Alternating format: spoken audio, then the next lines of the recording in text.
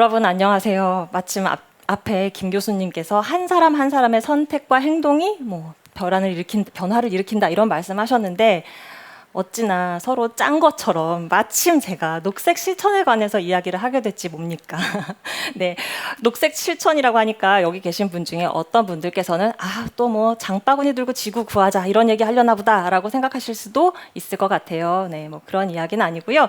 우리들의 정말 너무 소소해 보이는 이 행동이 어떻게 정말 유의미한 변화로 이어질 수 있을까? 그 브릿지가 뭘까? 이런 이야기를 오늘 제가 하려고 합니다. 그러기 위해서 줌아웃을 쭉 해가지고요. 우리 전체 지구를 한번 조망을 해보겠습니다. 지구가 도대체 뭐냐? 네. 여러분들 잠깐만 우리 한 몇십 년 전에 학창시절로 돌아가 볼까요? 그때 과학 시간에 분명히 이런 거 배웠을 겁니다. 닫힌 게, 열린 게, 고립계 이런 거 분명히 배웠어요. 우리 까먹었지만 뭐냐면 어떤 물리적 시스템이 에너지와 물질을 서로 주고받느냐 아니냐에 따라서 이렇게 시스템이 나뉘거든요. 자, 그럼 이 중에서 지구는 어디에 해당할까요? 삼지선답니다. 골라보세요. 아무도 대답을 안 해주는군요. 제가 뒤에 태양을 이렇게 그려놓은 이유가 있죠. 네, 지구는 이렇게 에너지는 주고받죠. 우리 계속 태양 에너지 받고 있지 않습니까? 네, 그리고 지구도 복사 에너지를 계속 내보내고 있죠. 하지만 물질이라는 것은 사실 우리가 갖고 있는 거, 이게 전부예요. 물론 어쩌다가 운석도 날아오고 우주먼지도 날아오고 하지만 그 양은 우리가 그거 갖고 뭘 할 만한 양은 아니고 우리는 결국 우리가 갖고 있는 이 물질, 요 정도에 불과합니다. 이게 이제 지구가 갖고 있는 시스템의 특징이고요. 그래서 사실 우리가 지구라는 곳을 바라볼 때는 어떻게 보면 이 우주 정거장과 크게 다르지 않습니다. 저 우주 정거장이라는 곳 역시 태양빛을 받아서 거기서 전기를 만들고 에너지를 만들지만 그 안에서 실질적으로 활용하는 물질은 지구에서 가져간 것들, 그걸로 이제 우주인들이 생활을 하고 하는 것 아니겠습니까?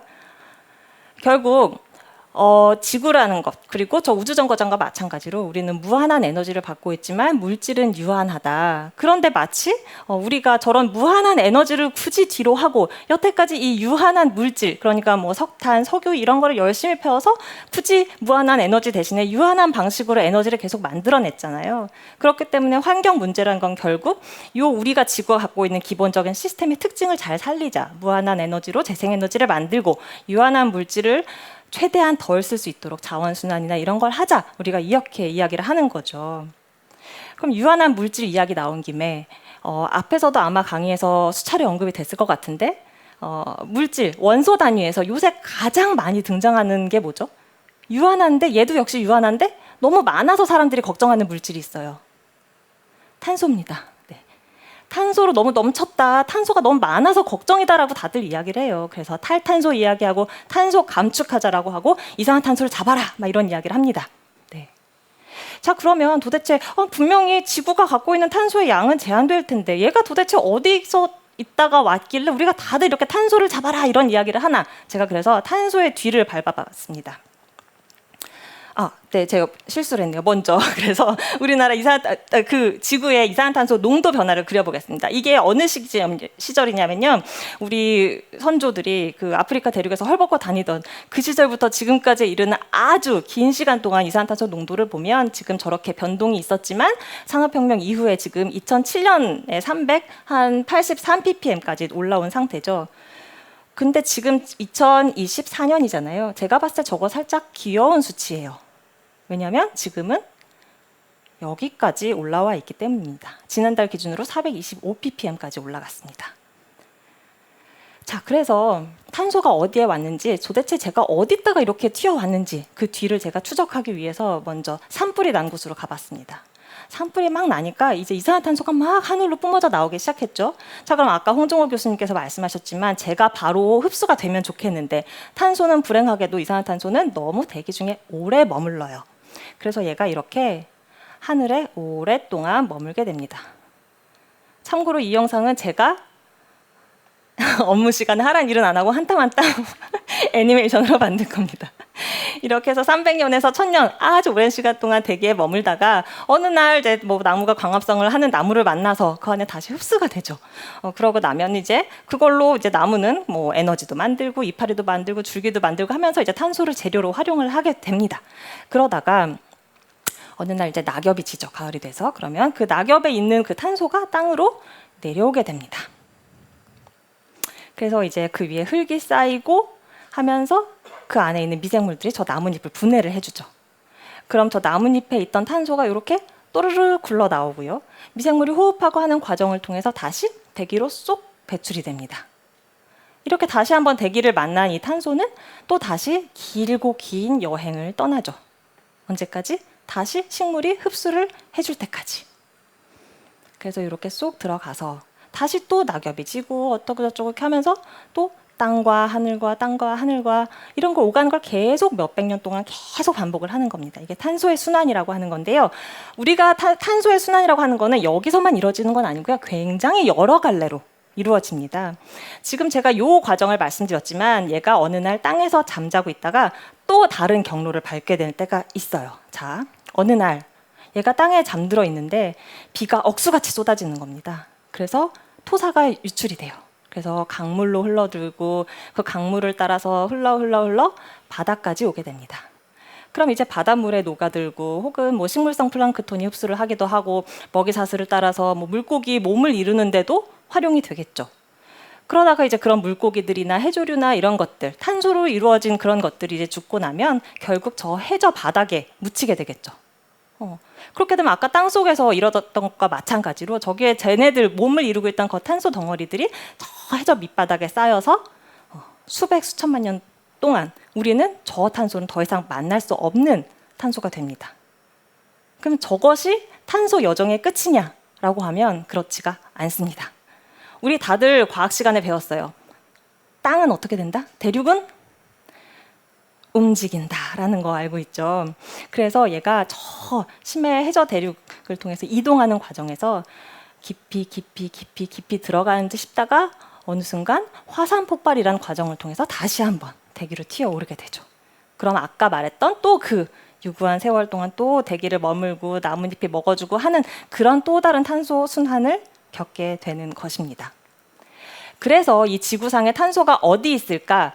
쉽게 나눠서 하늘 그리고 땅이라고 하면 뭐 땅 토양이 될 수도 있고요. 아니면 우리 같은 유기물, 동물들, 동식물들을 이루는 그런 것까지 다 포함해서 석탄석에 포함해서 이 땅 그리고 저 바다 이 세 군데 중에 어딘가에 탄소가 있다라고 하는 얘기인데 어디에 제일 많을까요?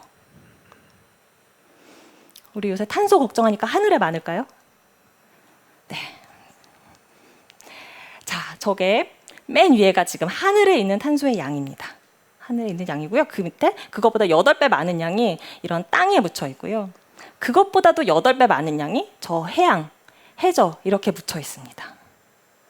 그런데 그러면 아까 우리가 수직으로 상승하는 그 그래프 봤잖아요. 이산화탄소 농도 그래프. 그럼 거기에 있는 탄소들은 도대체 어디서 왔느냐?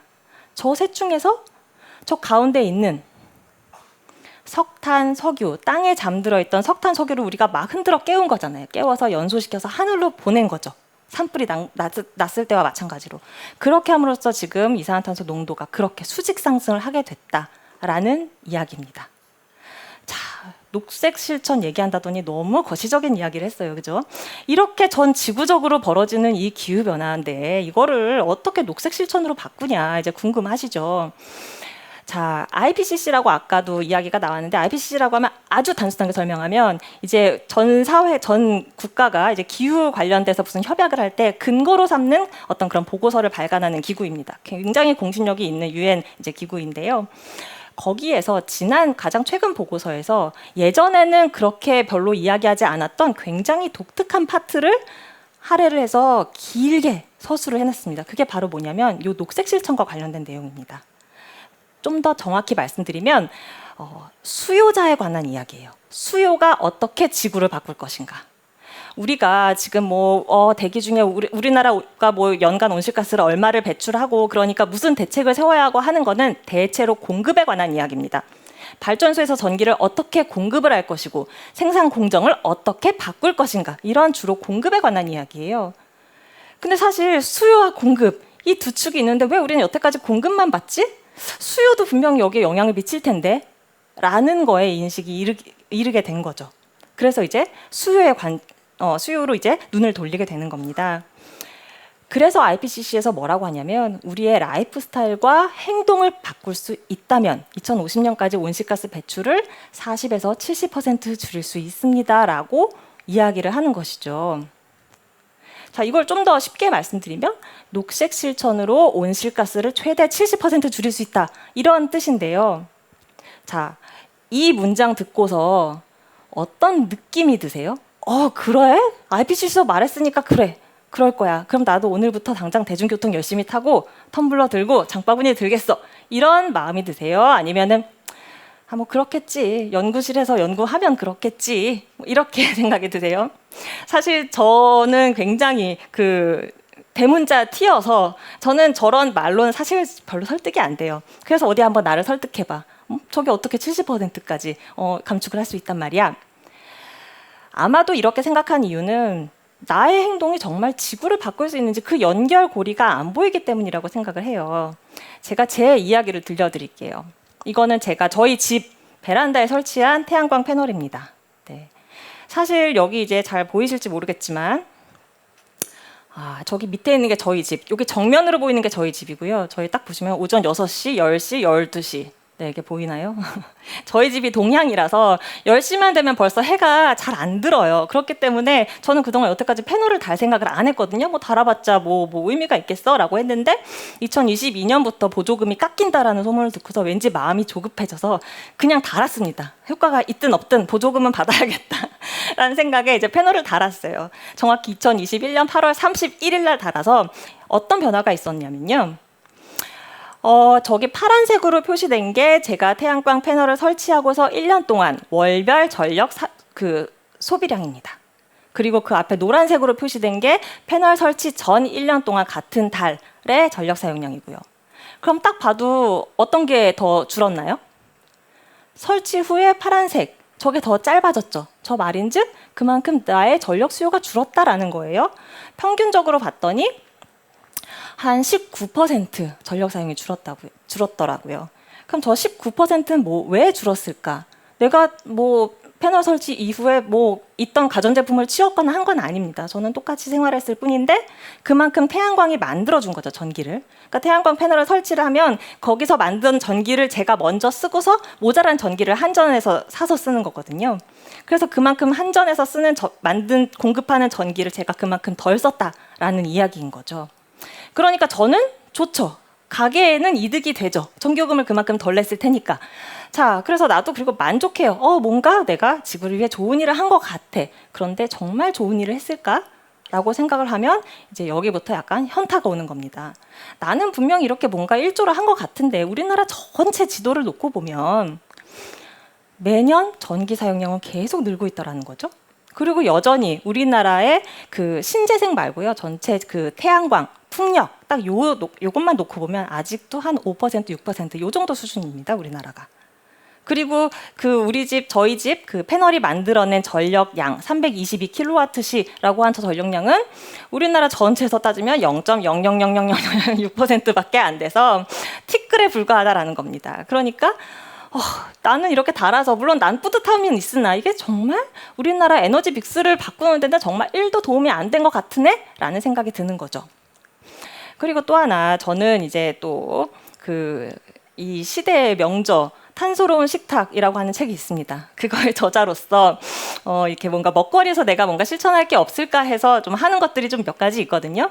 이게 이제 제가 지난 월요일 날 저희 첫째 애 등교할 때 제가 차려준 밥상인데 예를 들면 그러니까 유기농이 있으면 가급적 유기농을 쓰려고 하고요. 국산 식재료를 쓰고 그리고 이제 물론 아이가 성장기라서 가끔 이렇게 고기를 해주긴 합니다만 기본적으로는 육고기를 거의 먹지 않습니다. 저것도 사실 햄처럼 보이지만 콩으로 만든 콩햄? 아무튼 그런 겁니다. 네, 그래서 저런 식으로 저는 식단을 바꾸고 있어요. 그 이유인즉 가축이라는 것이 여러분들 이제 많이 아실 거예요. 소가 트림한다라든가 분뇨 여기서 이제 또 온실가스가 배출이 상당하거든요.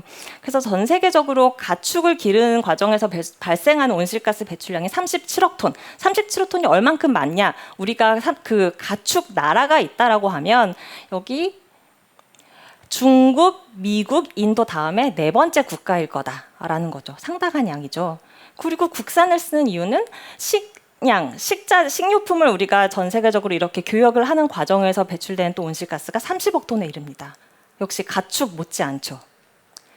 그리고 제가 유기농을 먹는 이유는 비료 생산에 따른 탄소 배출을 줄이기 위해서입니다. 우리가 질소 비료 많이 넣잖아요. 근데 이 질소 비료라는 게 공기 중에 사실 제일 많은 게 질소거든요. 그럼 그거 질소 빨아 먹으면 되지 왜 우리가 인간이 거기다 굳이 또 넣어줄까라고 생각해 보면 공기 중에 있는 질소는 분자 형태이고요. 얘는 식물이 빨아먹을 수가 없어요. 식물이 먹기엔 너무 커서. 그래서 이걸 잘 요리를 해줘야 되는데 이 단단한 질소의 결합을 깨주는 과정에서 어마어마한 에너지가 들어갑니다. 그래서 그 과정에서 온실가스가 3.8억 톤, 그러니까 프랑스란 나라의 배출량보다 더 많은 양의 온실가스가 배출하게 되는 것이죠. 그래서 나는 이렇게 열심히 노력을 하고 있는데 이것 역시 그래서 우리나라의 어떤 방향 전환에 도움이 일조를 했을까라고 생각해 보면 또 현타가 옵니다. 네. 제가 2020년부터 이제 그 페스코 베지터리언이라고 육고기를 먹지 않는 그런 식으로 식단을 전환을 했는데요. 여기 보시는 것처럼 그래서 저는 2019년에서 아마도 저런 식의 굉장히 저의 육류 소비는 굉장히 급감했을 걸로 추정이 돼요. 하지만 우리나라 한국인 1인당 육류 소비를 보면 계속 늘고 있습니다. 그리고 앞으로 전망도 점점 더 늘어날 거라고 해요. 그럼 난 뭐 한 거지 여태? 그리고 저는 어떻게든 국산을 먹어보고 그다음에 유기농을 써보려고 하지만 우리나라 식량 자급률 계속 내려가고 있고요. 그럼 질소비료 사용량 거의 비슷합니다. 그러니까 여기서 이런 질문을 던지게 되는 겁니다. 나는 진짜 열심히 하고 있는데 나만 열심히 하는 거 아니야? 이게 무슨 의미가 있지? 이런 생각이 드는 거죠. 그래서 이걸 막기 위해서 나만 하면 안 되는 겁니다. 나만 하지 않고 우리 같이 할 수 있는 무언가가 필요하다. 나의 행동을 우리 같이 하려면 어떤 조건들이 필요할까요? 너무 힘들거나 고통스러우면 그만큼 많이 참여가 어렵겠죠. 그리고 서로의 윈윈 도움이 되면 좋아요. 제가 아까 태양광 패널 이야기를 한 김에 그럼 어떤 아이디어가 있을까? 우리가 상상의 나래를 좀 펼쳐봐야 됩니다. 자, 우리 보통 이제 베란다에다가 태양광을 설치한단 말이에요. 근데 여러분들 한번 높은 건물 올라가서 밑에 조망할 일이 있으실 때 한번 밑에 내려다 보세요. 저게 이제 여의도거든요. 여의도 사진인데 이렇게 보면 해 좋은 날 정말 해가 쫙 내리쬐는데 그 천장들이 놀고 있습니다. 지붕, 옥상들이. 저기에다가 깔면 얼마나 좋겠어 라는 생각이 직관적으로 듭니다. 자, 그렇지만 현실적인 어려움이 있어요. 왜? 베란다는 내 거야. 하지만 아파트 옥상은 내 게 아닌 걸 저거에다 무슨 수로 설치를 하지? 그리고 내가 뜻한 바가 있어서 내가 건물주인데 우리 옥상에 올리고 싶어요. 하지만 근데 만약에 우리 회사가 10년 안에 망하거나 내가 건물을 이전하거나 사업체를 이전하거나 할 일이 있으면 저 태양광은 어떻게 되는 거지? 매몰 비용이 되는 건가? 이런 이제 생각이 드는 거잖아요. 그래서 우리가 떠올려 볼 수 있는 아이디어가 하나 있습니다. 예를 들면 태양광을 이런 방식으로 설치해 보는 건 어떨까요? 제가 이제 임의로 이름을 붙여봤는데 하나는 옥탑방 임대 방식입니다. 저 놀고 있는 지붕을 임대해 주는 거예요. 누구한테? 태양광 발전 사업자한테 공간을 내주는 겁니다. 우리가 옥탑방 빌려주고서 거기서 세 받는 것처럼 그러면 발전 사업자들은 저기서 하면서 우리는 이제 아파트 주민들은 거기서 임대료를 받고 발전 사업자는 전기를 팔아서 전기 판매 수익을 얻는 거죠. 혹은 우리 요새 뭐 정수기라든가 뭐 안마기라든가 이런 거 내가 이용을 하려고 하는데 큰 돈 목돈 들이기 싫으니까 렌탈 많이 하잖아요. 그런 것처럼 렌탈 방식이 또 있습니다. 그러니까 위에서 태양광 패널을 업체에서 와서 깔아주면 우리는 다달이 거기다가 렌트비를 내는 거죠. 렌트비를 내고 대신에 우리는 그만큼 전기요금을 세이브를 하는 거죠. 저전기를 쓰면 그만큼 전기요금 안 내도 되니까. 이런 식의 사업 모델이 사실 일부 유럽도 있고요. 우리나라도 있긴 있습니다. 하지만 네, 어떠한 이유로 잘 그렇게 썩 활발하게 되고 있지는 않은 것 같아요. 그리고 제가 이제 아까 음식으로 제가 이런저런 실천을 하고 있다라고 말씀드렸는데 사실 제가 잘 못하고 있는 분야가 있어요. 음식물 쓰레기가 너무 걱정인데 이것도 뭔가 이어서 서로 좀 이렇게 같이 줄여나갈 수 있는 뭔가 있으면 좋겠는데 라고 생각을 했는데 어쩌면 덴마크의 어떤 한 그 스타트업 그 아이디어가 반짝반짝 어떤 청년 사업가가 그런 생각을 했었나 봅니다. 그래서 실제로 그 나라에서는 저렇게 그 저녁에 이제 셔터 내리기 전에 각 가게에서 이제 땡처리 해야 될 음식들이 있을 거 아니에요. 식자재라든가 식료품 이런 것들. 이제 그런 것들을 이제 자기 앱에다 등록을 하게 하는 겁니다. 그러면 주민들이 퇴근할 때 이 동네 여기서 이제 저거 얼만큼 내가 딱 1인분만 사갈 수 있겠구나. 식자재 뭐 당근 몇 개 내가 사갈 수 있겠구나. 이런 식으로 이어주는 겁니다. 그래서 같이 저감을 할 수 있도록. 그래서 이 사업이 되게 잘 돼서 지금은 북미나 이런 데까지도 다 퍼져 있다라고 해요. 자, 그래서 이제 이렇게 뭔가 변화하고자 하는 소비자, 시민이 있고 그들을 잘 엮어줄 수 있는 비즈니스 모델이 있다. 그럼 그걸로 충분할까요? 그랬으면 좋으련만 사실 제가 아까 보여드렸던 저 보고서 있잖아요. 거기에는 어떤 약간 제가 일부러 가려놓은 영역이 있죠. 조건이 붙습니다. 저렇게 우리의 라이프 스타일과 행동을 변화시키면 온실가스를 최대 70%까지 줄일 수 있는데 조건이 있어요. 올바른 정책과 인프라와 기술이 있어야 한다는 얘기입니다. 정책이 있어야 한다는 얘기예요. 무슨 얘기냐면 선한 의지를 가진 소비자가 있고 뭔가 좋게 착한 기업을 경영하고자 하는 기업이 있지만 그들의 마음은 너무나 쉽게 변할 수 있다는 겁니다. 나는 언제든지 나 이제 채식 못하겠다 힘들다 고기 먹자 할 수도 있어요. 그리고 기업들은 나 좋은 마음으로 왔지만 결국 돈이 안 되면 떠납니다. 그래서 그들의 어떤 그런 선택들이 뿌리 내릴 수 있도록 하는 것, 그건 결국 정책의 영역이다라고 하는 것이죠. 그럼 정책이 이제 발휘할 수 있는 그 층위는 굉장히 다양합니다. 아까 사회 문화적인 영역에도 영향을 줄 수 있고요. 또 인프라, 기술 이런 쪽에서 다 정책이 힘을 발휘해야 하는 거죠. 그럼 저 중에서 어떤 게 더 우선순위냐? 이거는 영역에 따라 좀 다릅니다. 예를 들어서 우리가 도로교통 수송 같은 경우에 그래요. 차를 타지 맙시다. 우리가 아무리 캠페인을 한들 그리고 시민들이 아무리 마음을 먹은들 대중교통 자체가 없으면 우리가 수행할 수 없는 거잖아요. 그러니까 그런 경우엔 인프라 그리고 뭐 전기차라든가 이런 대안에 대해서 충분한 기술 제공 이런 게 이제 굉장히 큰 역할을 하게 되는 것이고 그리고 먹거리에 있어서는 이 문화적인 요인이 굉장히 중요합니다. 예를 들면은 아주 단순하게 생각했을 때 우리가 소고기의 섭취를 절반으로 줄여보자라고 이제 모든 사람들이 어느 날 갑자기 뜻한 바가 있어서 결심을 했다라고 하면 산술적으로 우리가 축산업에서 배출하는 온실가스의 양을 절반으로 줄일 수 있는 거잖아요. 그렇기 때문에 이런 어떤 사회 문화적인 그런 것들이 굉장히 중요한 역할을 한다라고 이야기들을 합니다. 그리고 제가 처음에 이제 우리 지구상의 물질은 물자는 제한되어 있다라고 말씀드렸잖아요. 그래서 요새 많이 나오는 것들이 이런 공유 경제 혹은 순환 경제 이런 것들이죠. 이거는 결국 기본적으로 지구에 묻혀 있는 이런 물질들을 최소한으로 이용하는 그런 방법인 거잖아요. 그래서 그 IPCC 보고서를 봐도 여기서 이제 그 하얀 영역으로 바가 길게 뻗어 있을수록 감축 효과가 크다라고 하는 건데 거의 모든 사업 아이템, 그러니까 뭐 카쉐어링이라든가 우리가 뭐 재사용, 재활용하는 이런 것들이 굉장한 감축 잠재력을 갖고 있다라고 이야기를 하는 겁니다. 그래서 아까도 이제 홍정호 교수님께서 말씀을 많이 하셔서 제가 이제 간단히 넘어갈 텐데요. 그래서 이미 미국이나 유럽 이런 데서는 그렇게 뭔가 친환경적인 소비를 하고자 하는 소비자 그리고 그런 식의 사업 비즈니스를 하고자 하는 기업들이 단단히 뿌리 내릴 수 있도록 그들에게 유리한 게임의 룰을 만드는 정책들을 계속 만들어가고 있는 거죠.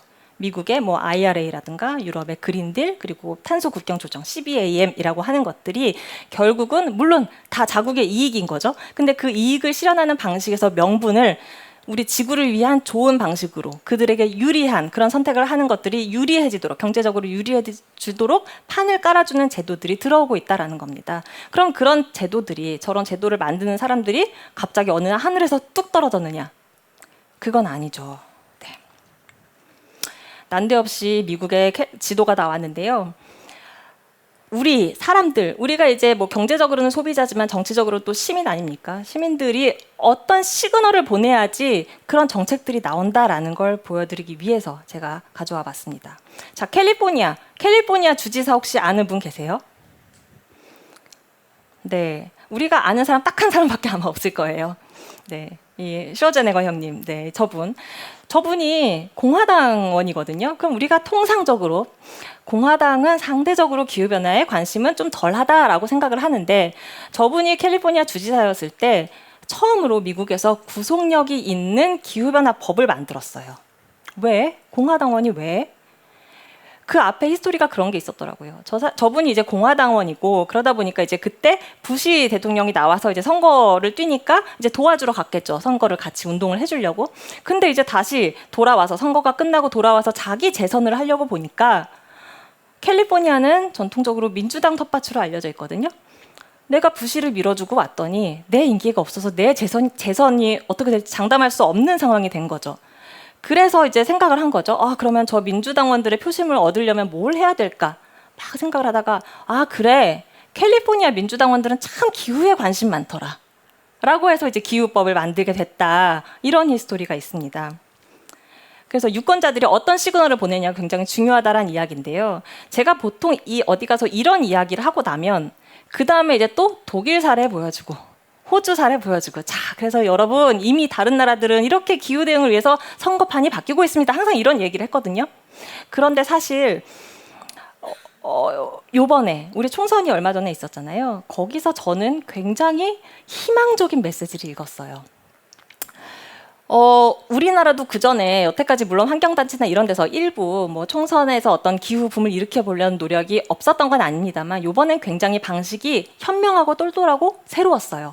그러니까 그냥 환경단체만 한 게 아니라 싱크탱크, 그리고 정치 쪽에 있는 그 정치 관련된 학자들, 이런 사람들이 다 같이 모여서 굉장히 오랫동안 준비를 했습니다. 그러면서 기후 선거를 하려면 기후 유권자가 있어야 되는데 기후 유권자가 도대체 누구냐, 이걸 정의를 하고, 기후 유권자가 어디에 있는지, 그리고 그 유권자들이 바라는 게 뭔지, 기후 지역구, 기후 이슈가 당락을 가를 만한 선거구가 어디인지, 이런 것들을 다 전략을 제시해서 정당에 제시를 했고요. 그래서 실제로 이번에 그 총선 공약들을 보면 각 당이 굉장히 역대 이렇게 상세한 공약이 있었나 싶게, 물론 절대적인 기준으로 따지면 여전히 부족합니다만, 기존 앞전 선거와 비교했을 때 굉장히 질적으로 굉장히 진보된, 진화된 이런 모습을 보여줬어요. 그리고 선거 결과도 예전에는 국회에 뭔가 우리가 기후나 에너지 이슈를 대변해줄 만한 사람이 사실 뭐 손에 꼽을 정도였는데, 이번에는 얼추 계산을 해봐도 거의 한 20명 정도는 꼽을 수 있겠더라고요. 굉장히 많은 사람들이 원에 진출을 했고, 그럼 이런 분들이 이제 앞으로 개인과 기업의 변화들이 정말 뿌리내릴 수 있도록 하는 그런 정책을 설계하는데 어떤 바탕을 까는 그런 인력들이 되겠죠. 그래서 마지막으로 제가 앞서 보여드렸던 이 그림을 다시 한번 공유를 하려고 하는데요. 그 IPCC라고 하는 곳에서는 미래 전망을 합니다. 그래서 2100년도에 우리가 어떤 사회에 도달해 있을 것인가를 전망을 같이 하는데요. 여기는 이제 점쟁이가 아니니까 어디에 갈 거야 이렇게 말하지는 않죠. 여러 가지 시나리오를 기반으로 보여주는데요. 2100년에 이산화탄소 농도 어디까지 갈 것인가, 이렇게 전망을 합니다. 쭉 가서요. 시나리오별로 저 빨갛게 굵게 쳐진 저 점들의 2100년도 농도가 찍힐 거라고 전망을 해요. 자, 그러면 여기 최악의 경우에는 정말 4자릿수까지 가는 미래도 어쩌면 있을지도 모른다라고 이야기를 하고요. 지금 우리 국제적으로 다 약속을 했잖아요. 우리 뭐 2030년에 얼마 줄일 거예요, 이런 약속 다 했죠. 그러면 그것이 어느 정도 달성된다라는 전제 하에 그럼 우리가 어느 미래에 가 있을까? 요 중에서 아마도 저 600에 찍혀있는 저 지점에 가 있지 않을까라고 이야기를 합니다. 너무 절망적이죠. 그런데 여기에 시나리오 중에 하나가 더 있습니다. 그 시나리오가 뭐냐? 바로 저 초록점. 저 점도 전망을 하고 있습니다. 우리가 올라가다가 다시 밑으로 내려와서 400 밑으로 이산화탄소 농도가 떨어지는 미래도 우리에게 있다라고 이야기를 해요. 그게 어떤 미래냐? 많이 들어보셨을 거예요. 2050 탄소 중립. 우리가 2050 탄소 중립을 하면 정말 그게 달성을 할 수 있다면 저 밑으로 떨어진 미래가 불가능한 것은 아니다라고 이야기를 하는 것이죠. 그리고 그 2050을 달성하려면 소비자, 시민, 기업, 정책이 다 같이 가야 한다. 그러면 가능하다라는 이야기입니다. 그래서 오늘 이렇게 이야기를 마무리하겠습니다. 감사합니다.